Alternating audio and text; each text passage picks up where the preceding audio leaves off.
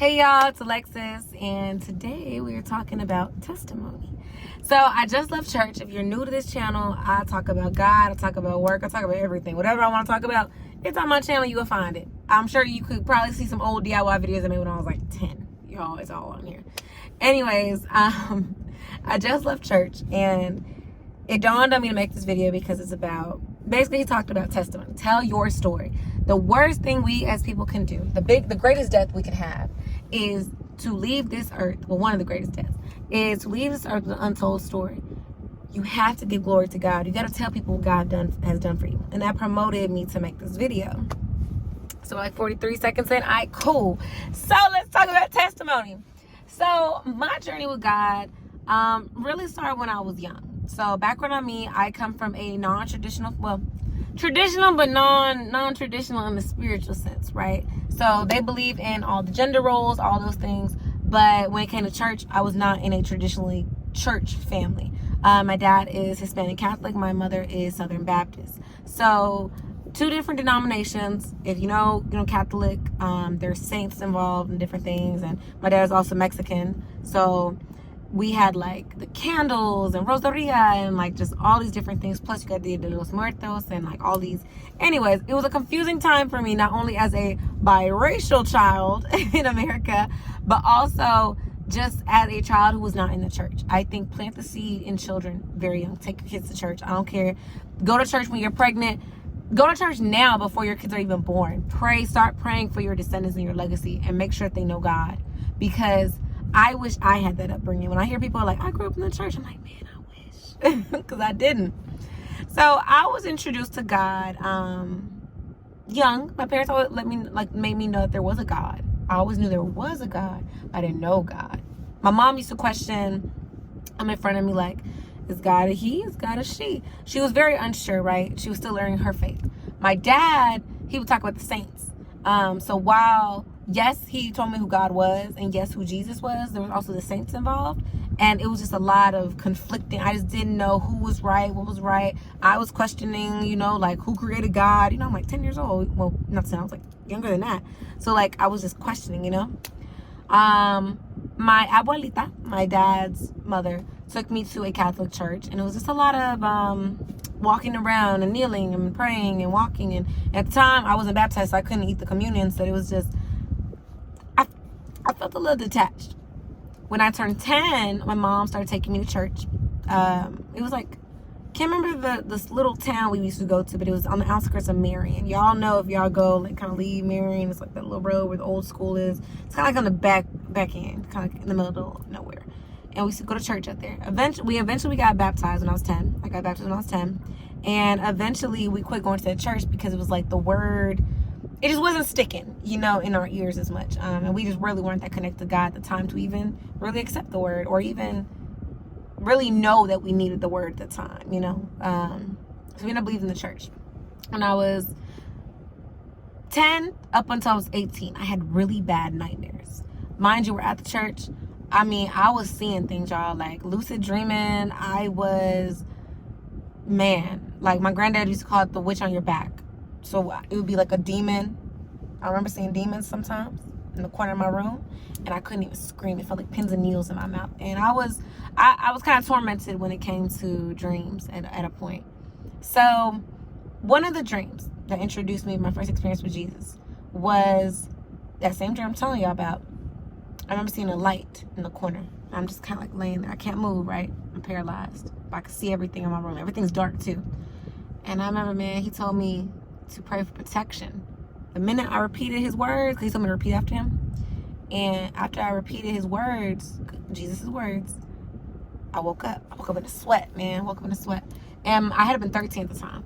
And my mom, I remember she turned on the church channel, and for a week, I slept in the living room with the lights on, with the church channel running. When I was 18, I remember, because the nightmare stopped. When I was 18, I remember having a nightmare. It came back, and I was a freshman in college at this point. And I had a friend who introduced me to God again.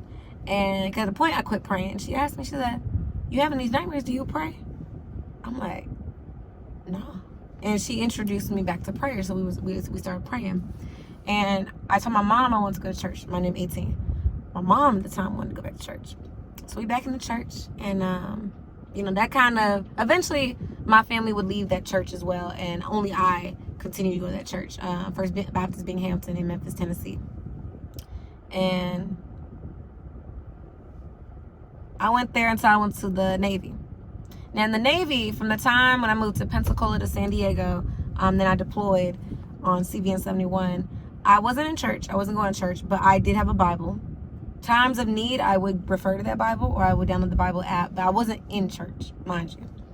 But I remember I would journal. I still journal. And it was like I was praying to God in my journal. I was crying out to God. I was practicing divination, spirit divination. I definitely had spirit divination on me because I was into crystals, y'all. I was into angel numbers, sage, y'all name it. I done did it. Like, I was doing it. And it wasn't until, well, fast forwarding. Anyways. So I skipped a few testimonies in the middle of that, but that's kind of like my journey with, where I'm positive. In between this, right before the military, let me backtrack. I had been in 3 car wrecks. I should have died in 2 of them. Seriously, y'all. The first car wreck, my car hit a wall. It was miraculous that I walked out of that car without any scratches. I'm talking like smack into a wall. 3-car wreck. Should have died. Second car wreck, a man had to hit and run on me, and I was in a Ford truck. My car literally hit a fire hydrant, hit another car. Mind you, I walked out of there with just a busted lip. And I had oil leaking out my car at the time. Fire department was called. Yeah, that was crazy. I have had, when I was younger, probably 13, I have had a sex offender try to come into my home. When I was there, like, trying to open the knob.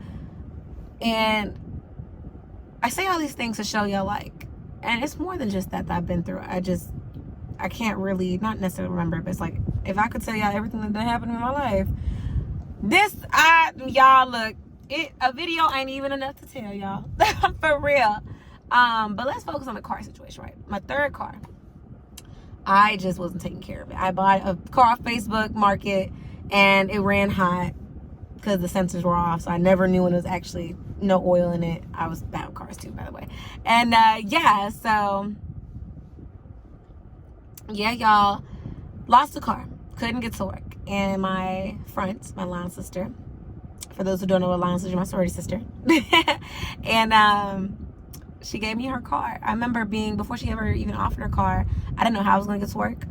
I was struggling. I was depressed. I was broke, living at my grandma's house. I just graduated college. And she was like, Lex, you can borrow this car. And she let me borrow the car. Now, at the time, I'm trying to fast forward, y'all, because I know it's like all testimony. I'm trying to condense it. So let's just talk. You know what? Let's not even worry about time. During that time, I was just graduated college, and I did not know where I was going to work. Mind you, I was living with my grandma. I was kicked out, my mom's house when I was 17, so I was living with my grandma. And, man, I just remember not knowing what I was going to do. And when she offered the car at the time, it just was, man, I knew it was God. But I was preparing to go to the Navy because my parents, like I told you, are traditional in the sense of like American values. And so my mom, she was like, well, if you ain't getting hired nowhere and you ain't got no car, you ain't got no money, you gonna have to go to the military. And growing up, she would always kind of like repeat that in my ear, like military or college. And I had kind of given up on life at the time, so I chose the military. So amen to the car. And that was kind of like a tidbit to show y'all, like, God has always been there. Like, that's a huge step. I don't know if y'all caught that. Hopefully y'all caught something when I told y'all, like, didn't know what I was going to do. And my line sister came out of nowhere saying, hey, you can use my car. Because she had actually got blessed with a new car. So she was letting me borrow that car for free. So while I'm waiting to get, go out to the Navy, I'm using her car. When I finally go to the Navy, I was depressed, man. I was in the Navy for 2 years. I was in a terroristic shooting. I went on a deployment where COVID was involved. It was just in Newports. It was just depressing. I've never been so mentally low. And during that time, I really thank God, because that was the time where me and God really connected, in the sense of like, I was walking blindly. I didn't know where God was leading me, but I knew when I talked to him, he would always tell me, like, I got you. Just wait. Just be patient. Be patient. Patience was definitely the big lesson during that time. So eventually, 2 years later, man, I was mentally going through it. At points, I was suicidal. I had given up on my dreams to be a journalist. I had thought I was unworthy of love. I thought that maybe I was never destined to be on TV. Maybe this goal and this dream in my head, it's non-existent. You know, like it's over my head. It's too big. And God just kept telling me, wait. So eventually I got medically discharged from mental. And the first job I got when I got out the military, I was a producer of Fox. And that was setting me up because now I'm a news anchor. So I'm not trying to, go ahead of the game. I'm just trying to show y'all, like, God will order your steps. But the first step was talking to God. First step. And so when I got discharged, I started going to this church. Actually, a little bit before I got discharged, I started going to this church called Shiloh, First Baptist Shiloh. It's in Tacoma, Washington. I started going there, and I joined the church. I became very active in the church. I was helping the kids. I was on the Awana team, one ministry. I even helped the Easter with the kids. And I was letting God use me. Eventually, I started noticing I was still depressed, right? Still depressed in Washington. I'm like, ooh, this great weather hitting me. I don't know nobody that looked like me. I ain't seeing nobody that got the same background as me, lingo as me, none of that. And I kept praying to God, like, God, I need to change. I need to get away from here, I need to be home. I need to get closer, And God said, all right, we gotta get you a job first. Can't move nowhere without no money. So I'm applying, right? And I see this posting, news anchor. Mind you, I wasn't technically qualified. Now, while I was qualified, on paper I wasn't qualified. Man, God said, apply for the job. Because normally you ain't going to apply for nothing that you ain't think you qualified for. God said, apply for it. I applied for it. Got the job. I moved across country. Another testimony, y'all. Moving across country was one of the most dangerous and spontaneous things I have ever done. I did not plan that journey. I did not plan that trip. I did not know that I was going to drive through a blizzard. I didn't know I was going to see elk, bison, deer. I didn't know I was going to drive through the mountains at night. I didn't know I was going to be on the road with crazy drivers, with semi-trucks, with rain, driving through all kinds of weather, y'all. I did not plan that trip. All I knew is hit the road, get to your destination. Trust me, you will live, you will survive, you will be okay. Y'all, I was clutching the steering wheel for over 2,000 miles from Seattle to OKC. But that's to tell y'all, like, God has covered me in so many ways, more than one. I mean, from when I was young with the sex offender trying to get into my house, he made sure he didn't get in my house. He made sure he didn't touch me. From me, I could have died in those 2 first wrecks. God said, I'm going to let you live to tell a tale of what I've done. I have saved you. Matter of fact, my first wreck, when I slammed into that wall, do you know a white woman? She was wearing a blue shirt with clouds on it. And I remember, man, I was crying, man, about this car being broken down.